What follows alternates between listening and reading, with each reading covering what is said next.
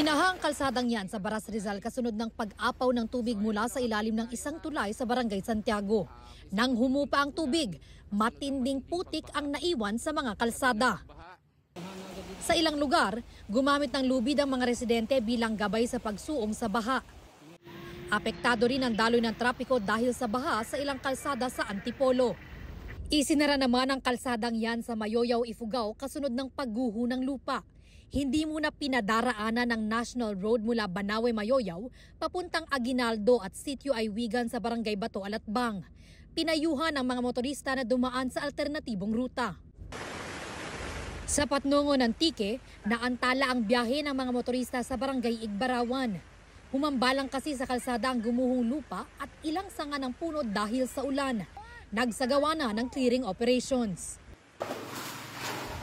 Kanya-kanyang salok ng tubig ang mga residente matapos pasukin ng baha ang kapilya sa Barangay Hinabuyan sa Villaba, Leyte kahapon. Binahari ng ilang kalsada at pinasok ng tubig ang ilang bahay kasunod ng malakas na ulan. Ayon kay Hughes Cooper Louie Libores, bandang hapon nang humupa ang baha. Ayon sa Pag-asa, ang pag-ulan sa ilang bahagi ng bansa ay dulot ng low pressure area, hanging habagat at localized thunderstorms.